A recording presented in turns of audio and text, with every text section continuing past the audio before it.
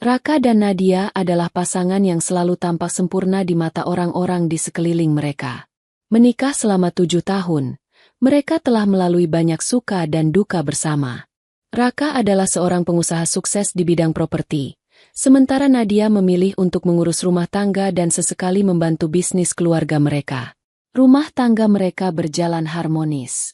Raka selalu pulang tepat waktu, menyempatkan diri untuk makan malam bersama, dan selalu memberikan perhatian penuh kepada Nadia. Mereka sering bepergian bersama, entah itu liburan keluar kota atau sekadar makan malam romantis di restoran favorit mereka. Nadia merasa hidupnya sempurna, memiliki suami yang perhatian dan kehidupan yang berkecukupan. Namun, semuanya mulai berubah dalam beberapa bulan terakhir. Awalnya, perubahan Raka terasa samar, hal-hal kecil yang mungkin terlewat jika Nadia tidak cukup peka. Suaminya mulai sering pulang larut malam, sesekali melewatkan makan malam, dan terkadang terlihat sibuk dengan ponselnya. Jika dulu Raka selalu terbuka dengan isi ponselnya, kini dia mulai lebih protektif. Ponsel yang dulu sering dibiarkan tergeletak di meja kini selalu dibawa kemana-mana. Bahkan ketika Nadia ingin meminjamnya sebentar, Raka tampak ragu sebelum menyerahkan. "Maaf, aku banyak urusan kantor. Kadang-kadang ada klien yang butuh respon cepat," kata Raka saat Nadia mempertanyakan kebiasaannya yang berubah. Nadia mencoba memahami. Mungkin ini hanya fase. Bagaimanapun, bisnis Raka memang sedang berkembang, dan beban kerja yang meningkat mungkin membuatnya lebih sibuk. Namun, perubahan itu semakin lama semakin jelas. Beberapa minggu setelahnya, Raka mulai sering menginap di luar kota dengan alasan meeting penting. Jika sebelumnya ia hanya pulang larut, kini ia bisa menghilang selama 2 atau 3 hari. Setiap kali Nadia bertanya lebih lanjut, jawabannya selalu singkat dan terdengar terburu-buru. "Aku ada proyek baru, Nat. Harus banyak pertemuan dengan investor," katanya suatu malam saat Nadia meneleponnya karena ia tidak pulang sejak pagi. "Tapi ini sudah hampir tengah malam. Kamu tidak pulang?" "Enggak bisa. Besok masih ada pertemuan pagi. Aku udah booking hotel di sini, jadi lebih gampang," jawabnya. Nadia mencoba percaya, tapi ada perasaan tidak nyaman yang mulai tumbuh di hatinya. Hingga suatu hari, saat ia sedang makan siang bersama sahabatnya, Rina, perasaan itu semakin kuat. "Nat, aku nggak bermaksud bikin kamu khawatir, tapi aku dengar gosip kurang enak di kantor suamimu," kata Rina hati-hati. Nadia meletakkan sendoknya dan menatap sahabatnya dengan alis berkerut. "Maksudmu?" "Ada yang bilang kalau Raka sering pergi bareng Tasya." Hati Nadia mencelos. Tasya adalah seorang karyawan di perusahaan Raka. Ia memang cantik dan selalu tampil menarik. Nadia pernah bertemu dengannya dalam beberapa acara kantor, tapi tidak pernah menganggapnya sebagai ancaman. "Mungkin cuma urusan kerja," kata Nadia, berusaha menenangkan diri. "Mungkin," sahut Rina. "Tapi mereka sering pergi berdua. Bahkan ada yang bilang mereka pernah makan malam di tempat romantis."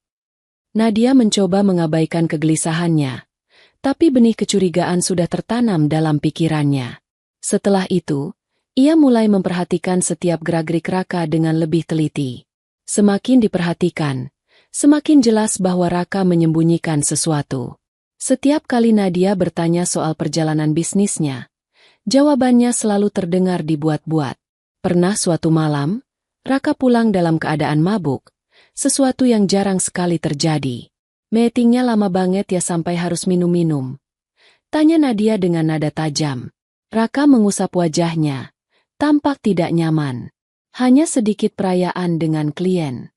Nggak ada yang aneh." Nadia menatapnya tajam. "Kenapa kamu berubah, Kak?" Raka menghela napas panjang.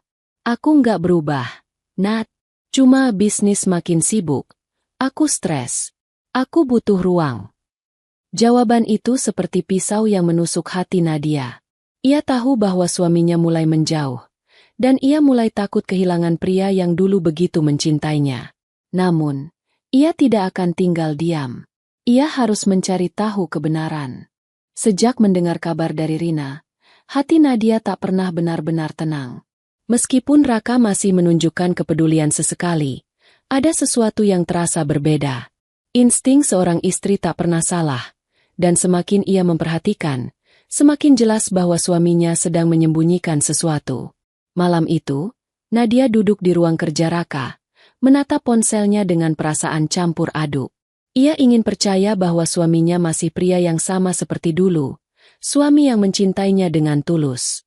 Tapi berbagai tanda yang ia lihat membuatnya sulit mengabaikan perasaan gelisah ini. Layar ponselnya menampilkan akun media sosial Tasya. Ia sudah beberapa kali melihat akun itu, mencoba mencari sesuatu yang bisa menjelaskan kecurigaannya. Tasya memang sering membagikan foto-foto kehidupannya yang mewah, makan malam di restoran mahal, liburan ke tempat eksotis, dan tas-tas bermerek yang tak semua orang bisa miliki. Nadia tidak ingin langsung menuduh tanpa bukti, tapi sesuatu dalam dirinya mengatakan bahwa semua ini berkaitan dengan Raka. Beberapa hari terakhir, Raka semakin jarang di rumah. Bahkan ketika ada di rumah, ia tampak sibuk sendiri, lebih sering menggulir ponselnya dan membalas pesan dengan ekspresi serius. "Ka, aku tadi telepon kamu siang, tapi nggak diangkat," kata Nadia suatu malam saat mereka akhirnya duduk bersama di meja makan. Raka, yang terlihat sedikit lelah, hanya menoleh sebentar. "Oh, tadi sibuk banget. Banyak meeting, makanya nggak sempat lihat HP." Nadia mengangguk pelan, berusaha mencerna kata-kata suaminya. "Meeting di mana?" "Di luar kota," jawab Raka cepat. "Di mana tepatnya?" Raka terdiam sejenak, seperti mencari jawaban. "Jakarta. Aku ketemu beberapa investor untuk proyek baru." Nadia mengamati wajah suaminya. Ada sesuatu yang terasa aneh dalam nada bicaranya, seolah-olah ia sedang mencari alasan di saat yang bersamaan. Hari berikutnya, saat Raka mengaku akan ada meeting lagi di luar kota, Nadia memutuskan untuk menyelidiki lebih jauh. Ia meminta Rina untuk membantunya mencari tahu apakah Raka benar-benar ada di Jakarta. Tak butuh waktu lama bagi Rina untuk menemukan sesuatu yang mengejutkan. Malam itu, Rina mengirim pesan kepada Nadia. "Nat, kamu harus lihat ini." Nadia membuka pesannya dengan jantung berdebar. Rina mengirimkan tangkapan layar dari Instagram story seseorang. Saat Nadia membukanya, matanya membelalak. Itu adalah foto Tasya sedang berada di sebuah pantai indah dengan caption, "Liburan mewah di surga tropis." Di belakangnya, terlihat seorang pria mengenakan kemeja putih, duduk santai dengan pemandangan laut yang indah. Wajahnya memang tidak terlihat jelas, tapi Nadia mengenali siluet itu. Itu Raka. Hatinya mencelos. Jadi, selama ini Raka bukan meeting di luar kota. Ia pergi berlibur bersama wanita lain. Tangan Nadia gemetar saat menutup ponselnya. Matanya panas, tapi ia berusaha menahan air matanya. Ia merasa bodoh telah percaya pada Raka selama ini. Ia telah menutup mata terhadap semua tanda-tanda yang ada, berharap bahwa semua hanya kebetulan. Namun, kenyataannya terpampang jelas di depan matanya. Ia ingin menelepon Raka saat itu juga, ingin berteriak dan menuntut penjelasan. Tapi ia tahu itu tak akan mengubah apapun. Raka telah membohonginya, dan jika ia menghadapi ini dengan emosi, suaminya pasti akan punya sejuta alasan untuk mengelak. Ia harus bertindak dengan kepala dingin. Nadia menghela napas panjang, mencoba menenangkan dirinya. Jika Raka bisa berbohong seperti ini, maka ia juga bisa bermain lebih pintar. Malam itu, Nadia menghubungi pengacaranya secara diam-diam. Ia tahu semua aset yang dimiliki keluarga ini sebagian besar masih atas namanya, termasuk rumah, kendaraan, dan beberapa rekening bisnis. "Aku ingin memastikan bahwa tidak ada Rp1 pun yang bisa diakses oleh Raka tanpa persetujuanku," katanya tegas. Pengacaranya terkejut, tapi tidak bertanya banyak. Ia hanya menjelaskan bahwa ada beberapa langkah yang bisa diambil untuk membekukan rekening dan mengamankan aset dari akses Raka. "Baik, Bu Nadia. Kami akan segera memproses semuanya." Setelah itu, Nadia juga menelepon bank dan meminta pemblokiran kartu kredit serta rekening yang biasa digunakan Raka. Ia ingin memastikan bahwa ketika suaminya sedang menikmati liburan mewahnya, ia akan mendapatkan kejutan yang tidak ia duga. Saat Nadia menutup telepon, ia menarik napas panjang. Ada rasa sakit di hatinya, tapi juga kepuasan kecil. Raka mungkin berpikir ia bisa bersenang-senang dengan wanita lain tanpa konsekuensi. Tapi dia akan segera menyadari bahwa pengkhianatan memiliki harga yang harus dibayar.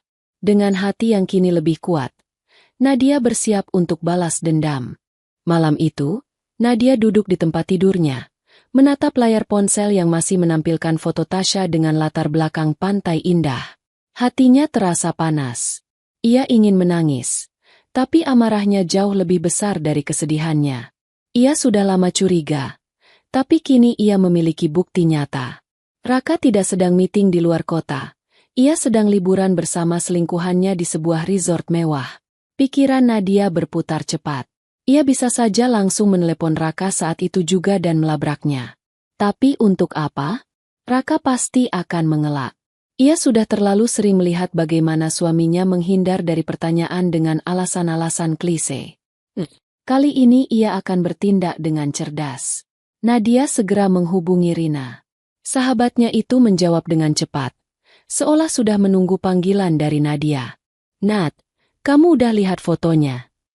"Udah," jawab Nadia dengan suara dingin. "Aku juga nemuin sesuatu lagi. Aku kirim ke kamu sekarang." Beberapa detik kemudian, beberapa foto dan video masuk ke ponselnya. Salah satunya adalah video pendek dari akun Instagram Tasya. Dalam video itu, suara Tasya terdengar jelas, tertawa manja sambil merekam makanan mewah yang tersaji di mejanya. Kemudian kamera sedikit bergeser, dan dalam hitungan detik, terlihat tangan seorang pria mengambil gelas wine. Tangan itu. Nadia mengenali tangan itu. Itu tangan Raka. Salah satu foto yang dikirim Rina bahkan lebih mengejutkan. Foto itu menunjukkan punggung Raka sedang berjalan di samping Tasya, dengan tangan Raka melingkari pinggang wanita itu. Hati Nadia berdebar kencang. Jika sebelumnya ia masih memiliki sedikit harapan bahwa semua ini hanya kesalahpahaman, kini ia tak bisa membohongi dirinya sendiri. Setelah mendapatkan cukup bukti, Nadia mulai bertindak lebih jauh. Ia menghubungi pengacaranya kembali, memastikan bahwa semua akses ke rekening keluarga sudah diblokir sepenuhnya. Ia juga menghubungi bank dan meminta agar kartu kredit yang selama ini digunakan Raka dinonaktifkan. "Pastikan kartu itu tidak bisa digunakan lagi mulai sekarang," katanya dengan tegas kepada customer service bank. "Baik, Bu. Kami akan segera memproses permintaan Anda," jawab suara di ujung telepon. Setelah semua urusan keuangan selesai, Nadia menutup telepon dan tersenyum dingin. Biarkan Raka menikmati liburan mewahnya. Tapi sebentar lagi, ia akan tahu bagaimana rasanya terjebak di negeri orang tanpa akses ke uangnya sendiri. Di tempat lain, jauh dari rumah, Raka tengah menikmati makan malam romantis bersama Tasya. Restoran tempat mereka makan adalah salah satu restoran paling mewah di kota itu.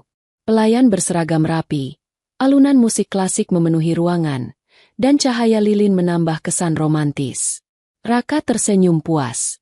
Ia merasa hidupnya begitu sempurna, uang berlimpah, bisnis sukses, dan seorang wanita cantik yang selalu menggoda dan membuatnya merasa muda kembali. Saat makanan mereka hampir habis, pelayan datang dengan tagihan. Raka mengeluarkan kartu kreditnya dengan santai dan menyerahkannya kepada pelayan. Namun, beberapa saat kemudian, pelayan itu kembali dengan ekspresi canggung.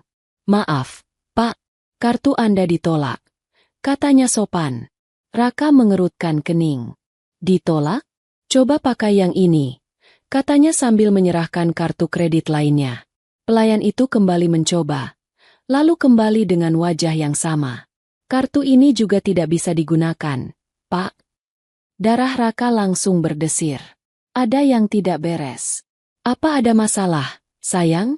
tanya Tasya dengan nada manja, tidak menyadari kegelisahan yang mulai merayapi wajah Raka. "Sebentar," jawab Raka, lalu mengambil ponselnya dan mencoba membuka aplikasi mobile bankingnya. Namun, yang ia lihat membuat jantungnya berhenti berdetak sejenak. Semua rekeningnya kosong. Tidak ada saldo tersisa di sana. Tidak ada akses ke uang yang biasa ia gunakan. Raka segera menelepon bank. Tapi setelah beberapa menit berbicara dengan customer service, ia mendapatkan jawaban yang membuat kepalanya berputar. Maaf, Pak. Semua akses ke rekening Anda telah dibekukan atas permintaan pemilik utama rekening, Ibu Nadia. Mata Raka membelalak. Nadia.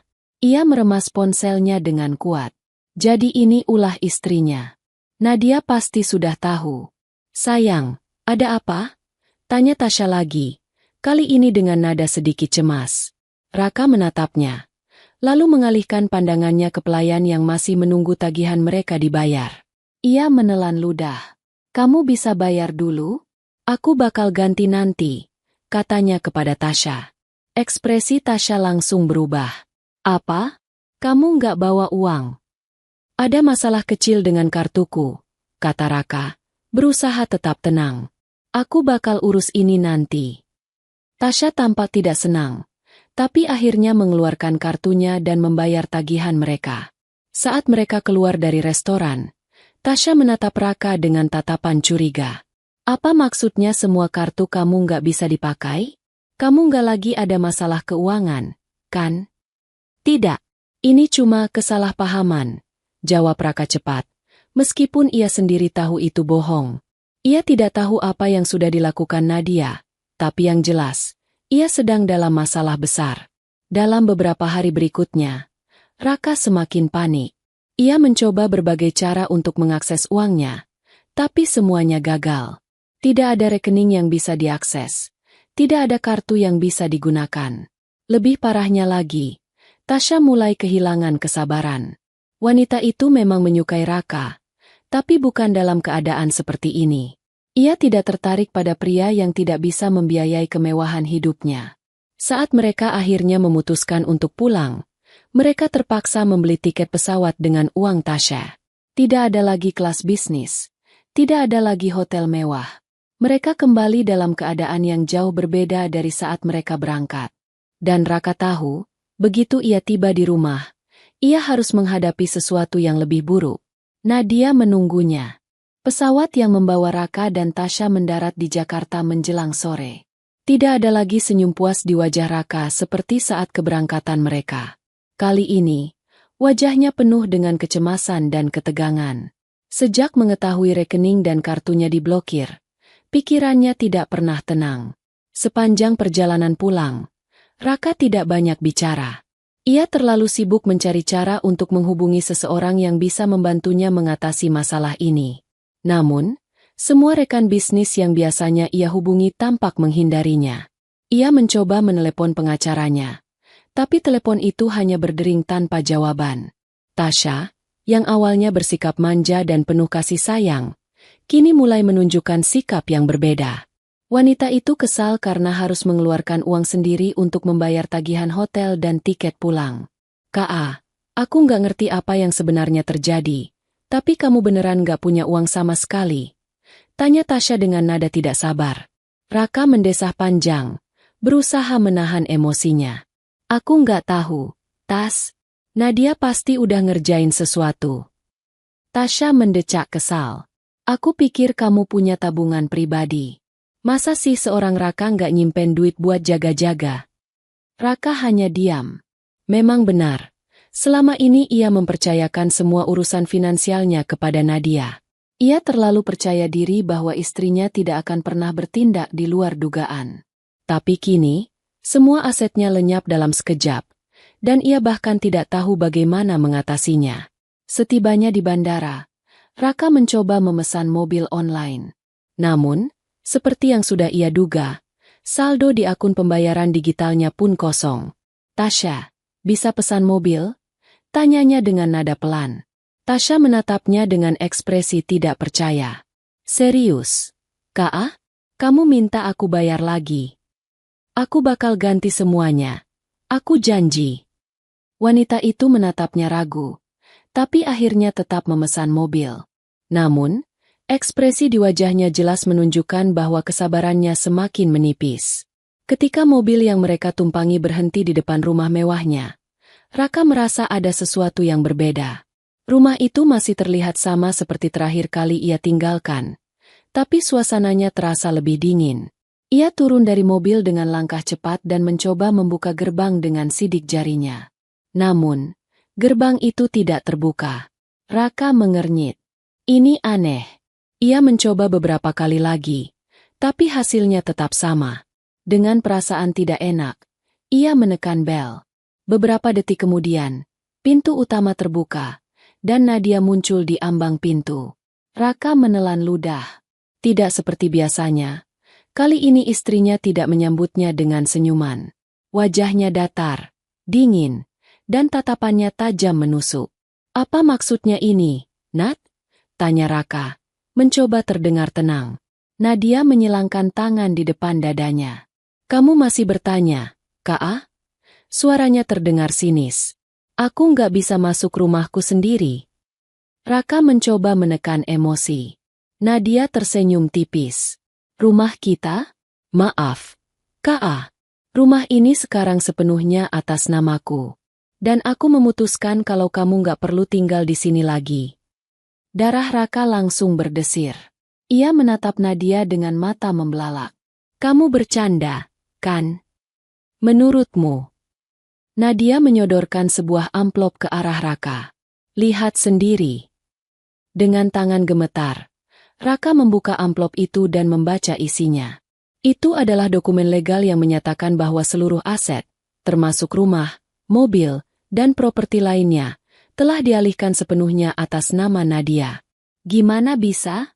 Ini nggak mungkin. Suara Raka bergetar. Kamu terlalu sibuk bersenang-senang dengan pelakor sampai nggak sadar kalau aku udah lama mempersiapkan ini. Jawab Nadia tajam. Aku tahu semuanya. Kak, setiap kebohongan, setiap pengkhianatanmu. Raka merasa dunianya runtuh.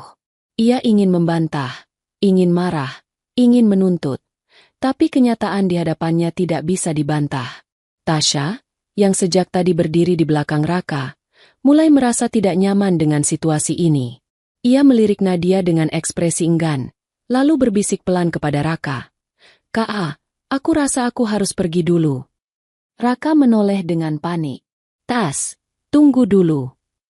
Aku nggak mau terlibat dalam masalah rumah tangga kalian. Potong Tasya cepat.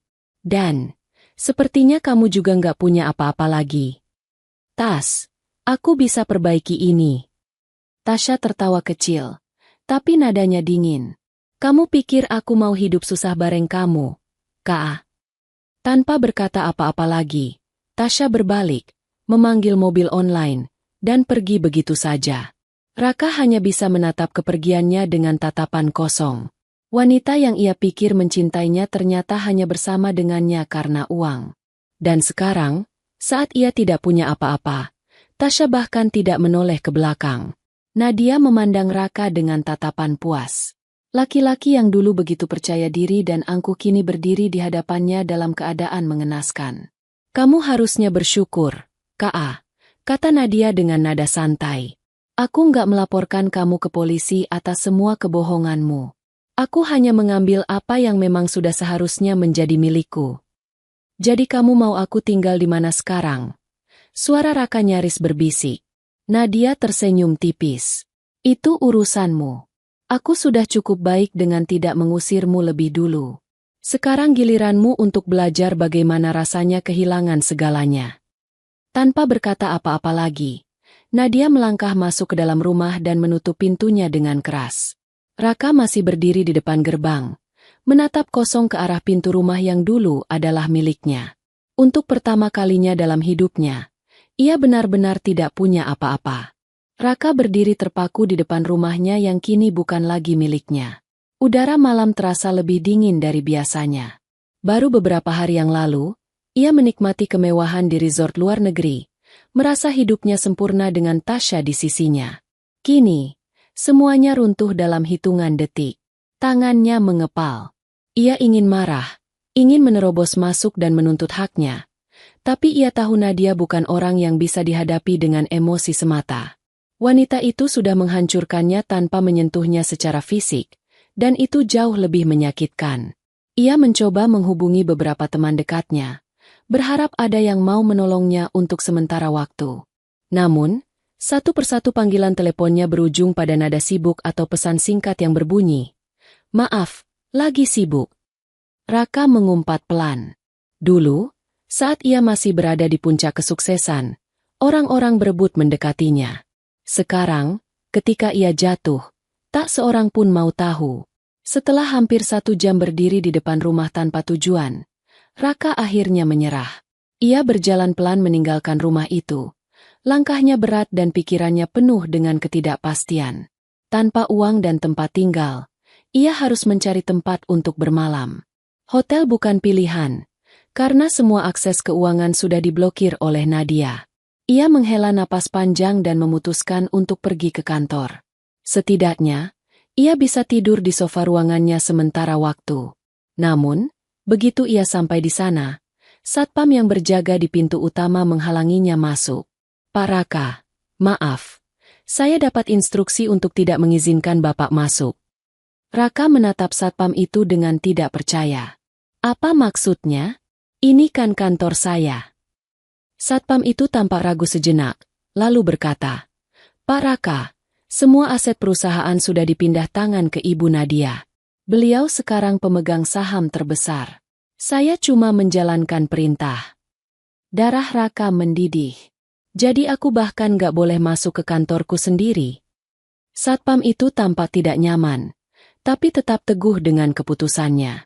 "Maaf, Pak. Saya cuma menjalankan tugas." Tanpa pilihan lain, Raka terpaksa meninggalkan kantor yang dulu ia bangun dengan susah payah. Langkahnya makin gontai. Ia tak punya rumah, tak punya uang, tak punya kantor. Ia benar-benar hancur. Pikiran Raka kembali pada satu orang yang mungkin masih bisa membantunya, Tasha. Ia segera menelepon wanita itu. Panggilan pertama tidak diangkat. Begitu juga panggilan kedua dan ketiga. Dengan putus asa, ia mengirim pesan. "Tas, tolong aku. Aku nggak punya tempat tinggal. Aku butuh bantuan." Beberapa menit kemudian, tanda centang biru muncul. Pesannya sudah dibaca. Namun, tidak ada balasan. Raka mencoba menelepon lagi. Kali ini langsung masuk ke pesan suara. Ia akhirnya sadar. Tasha juga sudah meninggalkannya. Wanita yang dulu tersenyum manis dan selalu memanjakannya kini tak lagi peduli padanya. Ia menatap ponselnya dengan kosong, sebelum akhirnya memasukkan perangkat itu ke dalam sakunya dan berjalan tanpa arah di trotoar kota yang mulai sepi. Lelah, lapar, dan kehabisan akal, Raka akhirnya duduk di bangku taman kota. Angin malam berhembus menusuk kulitnya. Dulu, ia selalu menganggap dirinya tak terkalahkan.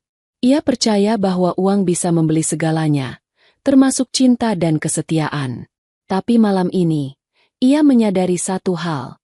Saat uangnya habis, semua orang yang dulu ada di sekelilingnya ikut menghilang.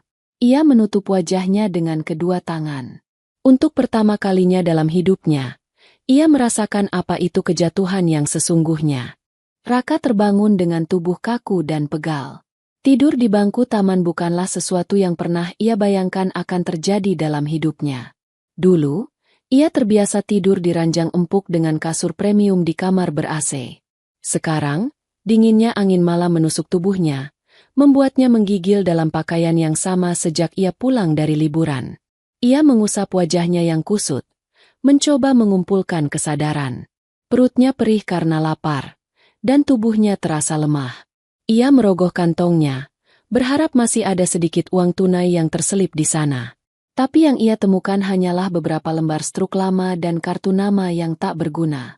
Tanpa ponsel yang bisa digunakan, karena baterainya sudah habis sejak semalam, dan tanpa uang sepeser pun, Raka benar-benar tak tahu harus berbuat apa. Lapar membuatnya akhirnya menelan ego. Ia berjalan menyusuri trotoar kota, mencari sesuatu yang bisa mengisi perutnya. Aroma makanan dari warung dan restoran di sepanjang jalan membuatnya semakin tersiksa. Di salah satu sudut jalan, ia melihat sekelompok gelandangan berkumpul, makan nasi bungkus yang mereka dapatkan dari dermawan yang lewat. Raka menelan ludah.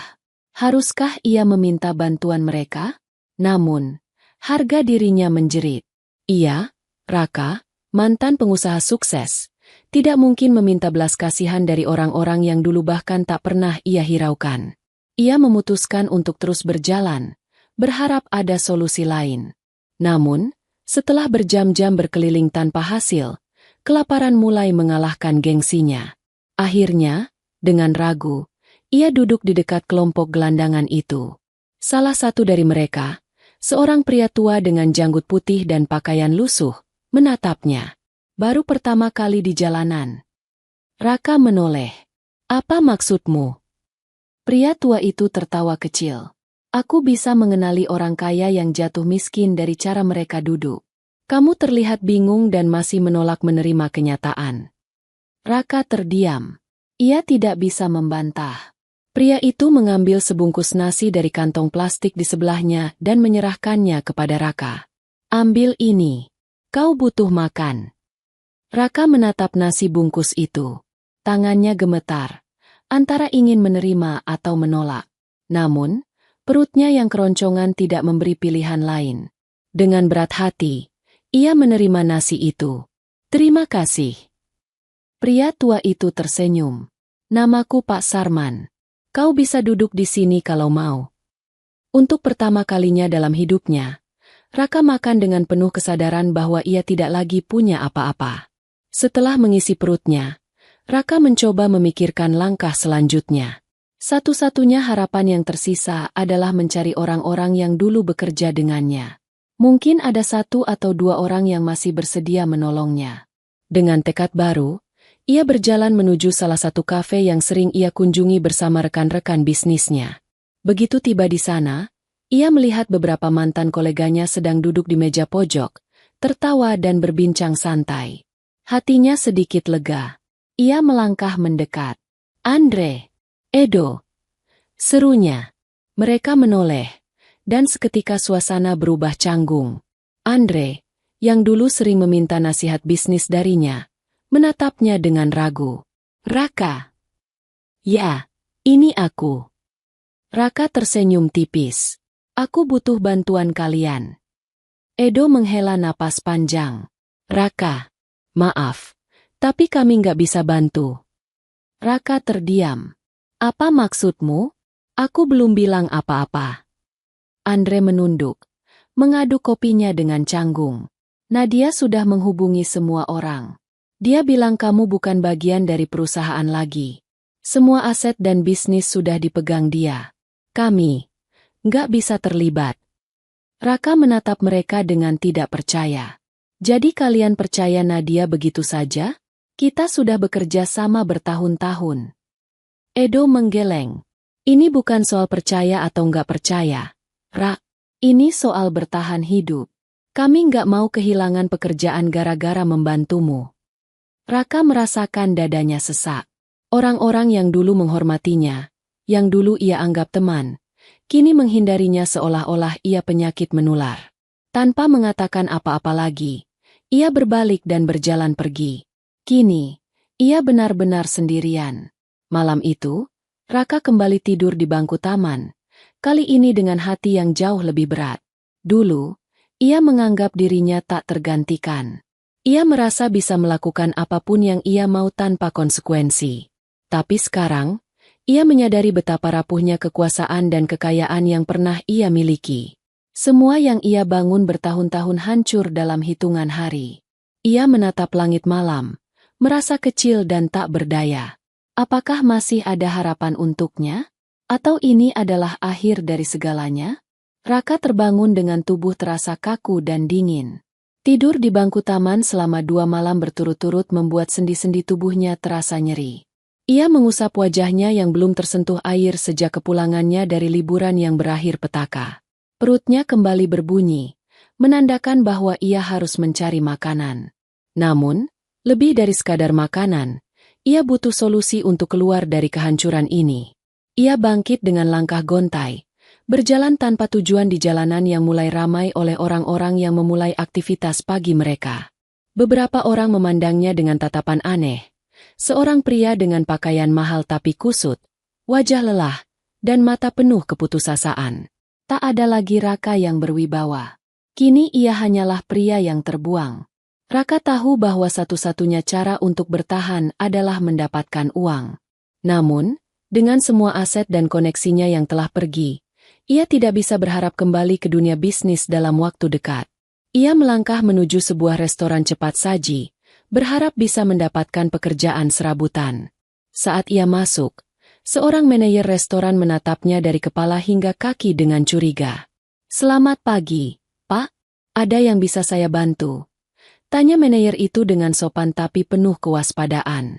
Raka menelan ludah. Saya ingin melamar pekerjaan." Manajer itu tampak terkejut. "Maaf, Pak, Anda ingin melamar pekerjaan?" Raka mengangguk, berusaha menegakkan bahunya meskipun hatinya terasa remuk.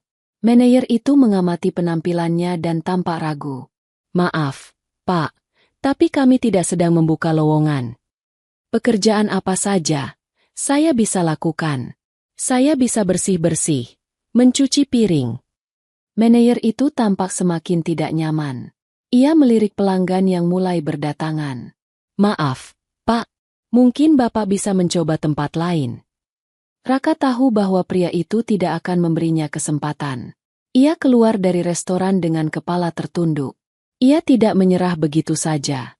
Ia mencoba melamar pekerjaan di beberapa tempat lain, sebuah minimarket, sebuah bengkel kecil, bahkan menawarkan diri sebagai tukang parkir di sebuah pusat perbelanjaan. Namun, dimanapun ia pergi, ia selalu ditolak. Entah karena penampilannya yang mencurigakan, atau karena mereka mengenal siapa dirinya dulu dan tidak ingin berurusan dengan orang yang baru saja jatuh dari status sosialnya. Raka mulai merasakan keputusasaan yang sesungguhnya. Ia berjalan kembali ke taman kota, duduk di bangku yang sudah mulai ia anggap sebagai tempat tinggalnya. Hidupnya benar-benar sudah hancur. Saat ia duduk termenung, seseorang datang menghampirinya. "Masih di sini juga rupanya." Raka menoleh dan melihat Pak Sarman, pria tua yang memberinya nasi bungkus kemarin. Raka hanya mengangguk pelan. Pak Sarman duduk di sampingnya. "Sudah mencoba cari kerja?" "Sudah," jawab Raka dengan suara lemah. "Tapi tidak ada yang mau menerimaku." Pak Sarman terkekeh. "Ya, begitulah dunia. Saat kamu di atas, semua orang ingin dekat. Tapi begitu kamu jatuh, mereka bahkan tak ingin melihatmu." Raka terdiam. Ia merasakan sendiri kebenaran kata-kata itu. Pak Sarman menghela napas panjang. "Tapi kau tahu, kehancuran itu tidak selalu akhir dari segalanya." Raka menatap pria tua itu dengan bingung. "Maksudnya? Kau pikir aku selalu hidup seperti ini?" Pak Sarman tersenyum pahit. "Dulu, aku punya bisnis. Aku juga pernah seperti kamu, dikelilingi banyak orang. Tapi satu kesalahan menghancurkan semuanya." Raka menatap pria itu dengan kaget. "Apa yang terjadi?" "Kepercayaan," jawab Pak Sarman singkat. "Aku mengkhianati seseorang yang seharusnya kuperlakukan dengan baik. Dan ketika semua itu kembali kepadaku, aku kehilangan segalanya." Kata-kata itu menusuk Raka lebih dalam daripada yang ia duga. Bukankah ia juga melakukan hal yang sama? Ia mengkhianati Nadia. Ia mengabaikan keluarganya demi kesenangan sesaat. Dan sekarang, ia merasakan akibatnya. Pak Sarman menepuk pundaknya. "Tapi kau masih punya kesempatan untuk berubah. Nak, jika kau benar-benar ingin bangkit, berhentilah berharap pada orang-orang yang dulu bersamamu. Mulailah dari nol." "Tapi, bagaimana caranya?" Pria tua itu tersenyum. "Aku punya kenalan yang butuh tenaga kerja di pasar. Tidak mewah, tapi cukup untuk makan. Jika kau mau, aku bisa mengenalkanmu." Raka menatap pria itu dengan ragu. Bekerja di pasar? Dulu, ia adalah pengusaha sukses. Sekarang, ia harus bekerja kasar hanya untuk bertahan hidup? Tapi pilihan apa yang ia miliki? Ia menarik napas dalam-dalam, lalu mengangguk. "Baiklah, aku mau mencoba." Pak Sarman tersenyum puas. "Bagus. Besok pagi kita ke sana." Malam itu, Raka tidur dengan sedikit harapan. Untuk pertama kalinya sejak kehancurannya, ia merasa ada jalan untuk bangkit kembali. Pagi itu, Raka terbangun sebelum matahari terbit. Udara pagi masih dingin, tapi hari ini ada sesuatu yang berbeda. Ia punya tujuan. Pak Sarman menepati janjinya dan mengajak Raka ke pasar tradisional. Jalanan masih sepi saat mereka tiba, tetapi beberapa pedagang sudah mulai membuka lapak mereka.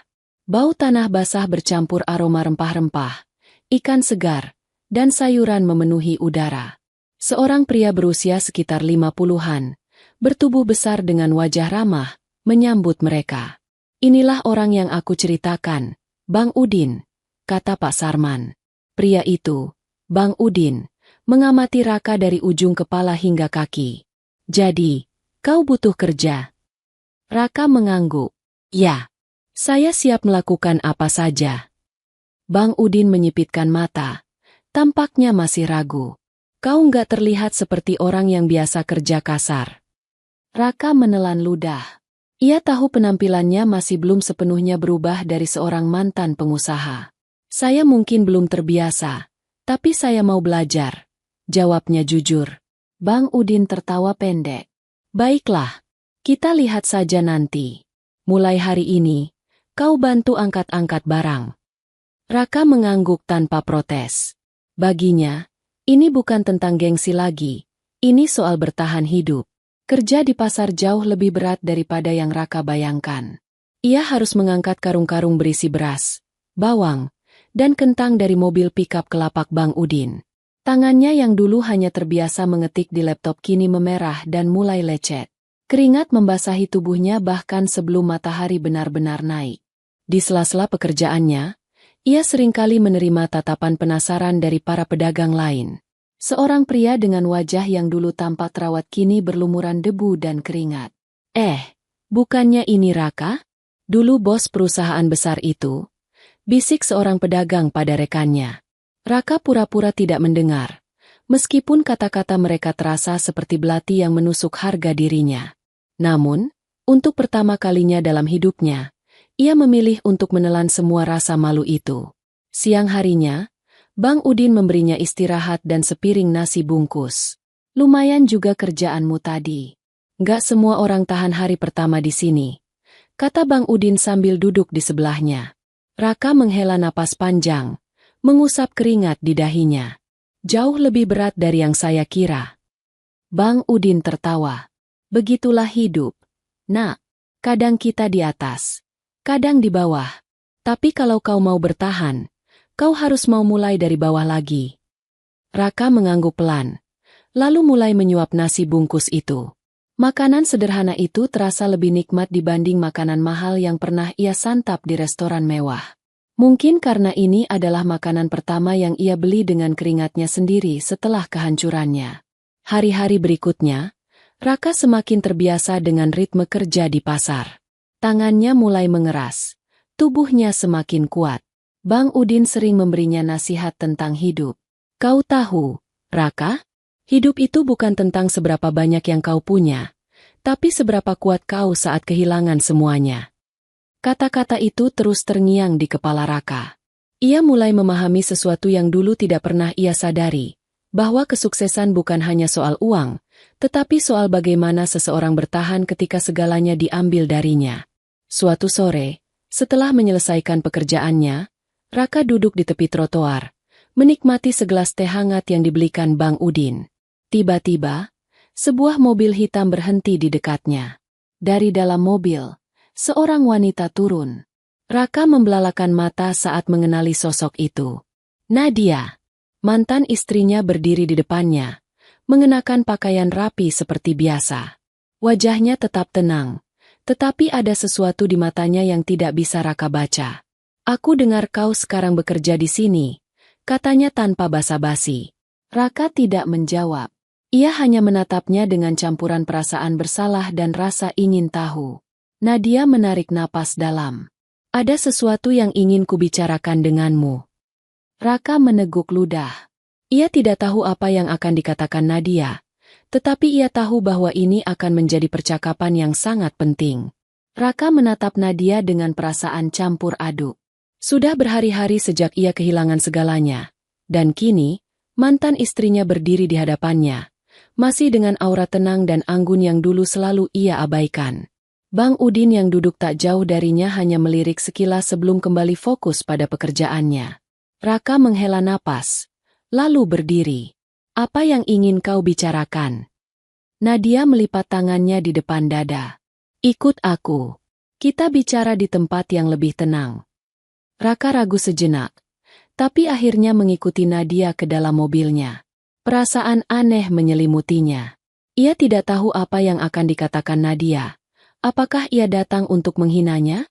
Atau justru sesuatu yang lain? Mereka berhenti di sebuah kedai kopi sederhana.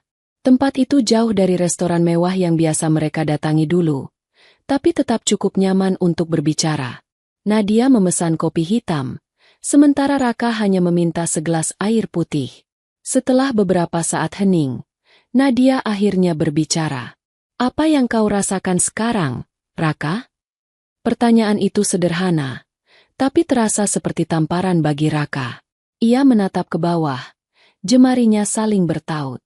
Aku merasa hancur, seperti kehilangan segalanya dalam sekejap. Nadia mengangguk, seolah sudah menduga jawabannya.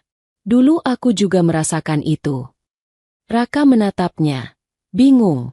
Apa maksudmu? Nadia tersenyum tipis, tapi ada kepedihan dalam sorot matanya. Saat aku tahu kau berselingkuh. Saat aku melihat bukti-bukti dari teman-temanku, aku merasa dikhianati. Aku tidak bisa tidur, tidak bisa makan, dan yang lebih menyakitkan, aku harus tetap bersikap tegar karena aku tahu kau tidak akan mengakui kesalahanmu. Raka menggigit bibirnya. Kata-kata Nadia menusuk hatinya lebih dalam daripada yang ia kira. Nadia melanjutkan, suaranya tetap tenang. Jadi, aku putuskan untuk tidak menangis lebih lama. Aku bangkit. Aku mengambil semua yang memang menjadi hakku. Dan sekarang, aku ingin tahu, bagaimana rasanya berada di posisiku dulu. Raka tidak bisa menjawab, karena jawabannya jelas. Ia benar-benar hancur. Setelah beberapa saat hening, Nadia menghela napas. Aku tidak datang ke sini untuk menghinamu, Raka. Aku hanya ingin memastikan bahwa kau belajar dari semua ini. Raka mengangkat alis. Belajar? Nadia mengangguk. Aku tahu kau bukan orang yang benar-benar jahat. Kau hanya terlalu egois. Dan mungkin, hukuman yang kau terima sekarang adalah satu-satunya cara agar kau sadar. Raka mengepalkan tangannya. Aku sadar. Nadia. Aku sadar aku telah melakukan kesalahan besar. Nadia tersenyum tipis. Bagus. Karena aku ingin memberimu kesempatan kedua. Raka menatapnya dengan terkejut. Maksudmu? Aku tidak akan mengembalikan hartamu, Raka. Semua yang aku ambil adalah hakku dan anak-anak kita. Tapi aku bisa membantumu mendapatkan pekerjaan yang lebih layak. Raka masih mencerna kata-kata itu. Seorang kenalanku sedang mencari pegawai untuk perusahaan distribusi kecil. Bukan posisi tinggi. Hanya staf biasa. Gajinya tidak besar, tapi cukup untuk memulai kembali hidupmu. Aku tidak memaksamu. Jika kau ingin terus bekerja di pasar, itu pilihanmu. Tapi jika kau ingin mencoba memperbaiki hidup, aku memberimu jalan. Raka terdiam. Tawaran itu terdengar seperti cahaya di ujung lorong gelap kehidupannya. Namun, ini bukan hanya tentang pekerjaan. Ini tentang harga dirinya. Dulu, ia adalah seorang pengusaha sukses. Sekarang, ia bahkan tidak bisa mendapatkan pekerjaan tanpa bantuan dari mantan istrinya. Raka menarik napas dalam-dalam. Kenapa kau melakukan ini, Nadia? Setelah semua yang aku lakukan padamu. Nadia menatapnya dengan mata penuh kebijaksanaan. Karena aku tidak ingin anak-anakku memiliki ayah yang gagal total dalam hidupnya. Kau sudah dihukum atas kesalahanmu. Dan sekarang, terserah padamu apakah kau mau bangkit atau tetap terpuruk. Raka menelan ludah. Ini adalah kesempatan yang tidak ia duga. Sebuah jalan untuk keluar dari keterpurukan. Namun, apakah ia siap untuk mengambilnya? Ia menatap Nadia, mencoba mencari jawaban dalam sorot matanya. Dan saat itu, ia menyadari sesuatu. Hidupnya tidak akan pernah sama lagi. Tapi mungkin, ia masih punya kesempatan untuk memperbaiki semuanya. Raka duduk diam di kursinya, merenungkan tawaran Nadia. Ini adalah kesempatan yang tak pernah ia duga akan datang, kesempatan untuk bangkit dari keterpurukan. Tapi menerima bantuan dari mantan istrinya? Itu bukan perkara mudah. Namun, saat ia melihat sorot mata Nadia, ia tahu ini bukan sekadar belas kasihan. Ini adalah ujian. Apakah ia masih terlalu sombong untuk menerima pertolongan? Atau ia benar-benar ingin memperbaiki hidupnya? Dengan napas berat, Raka akhirnya mengangguk. Baik, aku akan menerimanya. Nadia tidak menunjukkan ekspresi puas atau senang. Ia hanya mengangguk pelan, seolah ini memang hal yang seharusnya terjadi. Baik, aku akan menghubungi temanku. Kau bisa mulai minggu depan. Raka menelan ludah. Ada perasaan aneh yang menyelimutinya. Rasa lega, tetapi juga beban. Ini bukan jalan pintas untuk kembali ke puncak. Ini adalah perjalanan panjang untuk menebus kesalahannya. Beberapa hari kemudian, Raka datang ke perusahaan distribusi yang disebutkan Nadia. Perusahaan itu jauh lebih kecil dibandingkan kantornya dulu, tapi cukup besar untuk memiliki sistem yang profesional. Ia bertemu dengan pemiliknya, seorang pria paruh-baya bernama Pak Herman. Kau mantan direktur, ya? Tanya Pak Herman sambil membaca CV sederhana yang Raka bawa. Raka mengangguk. Dulu, ya. Tapi saya tidak mencari posisi tinggi. Saya hanya butuh pekerjaan. Pak Herman menatapnya lama sebelum mengangguk.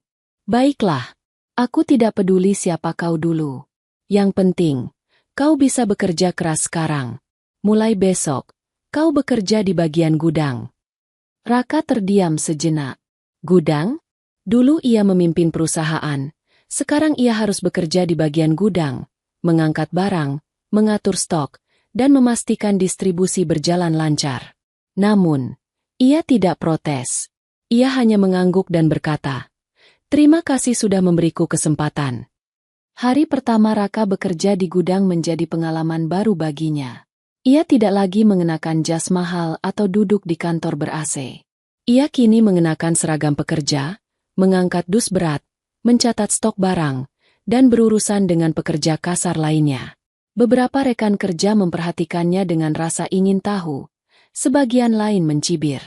Dengar-dengar, dia dulu orang kaya yang jatuh miskin, bisik seorang pekerja kepada temannya. Raka mendengar itu, tetapi ia hanya tersenyum tipis. Dulu, ia mungkin akan marah jika mendengar orang meremehkannya. Tapi sekarang, ia sudah belajar banyak. Ia hanya perlu bekerja keras dan membuktikan bahwa ia bisa bertahan. Hari-hari berlalu, dan meskipun awalnya sulit, Raka mulai terbiasa. Ia belajar bahwa kerja keras lebih berarti daripada sekadar status sosial. Ia juga mulai merasakan kepuasan yang berbeda. Puas karena mendapatkan sesuatu dari hasil keringatnya sendiri, bukan dari manipulasi atau pengkhianatan.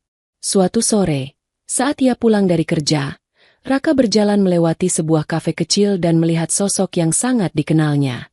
Laras, wanita yang dulu menjadi selingkuhannya kini duduk di meja sudut kafe, tampak sedang berbicara dengan seorang pria lain.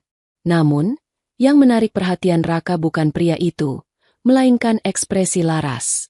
Dulu, Laras adalah wanita penuh percaya diri, selalu tampak anggun dan menarik. Tapi kini, ia tampak lelah. Matanya tidak lagi berbinar, dan senyum yang dulu menawan kini tampak dipaksakan.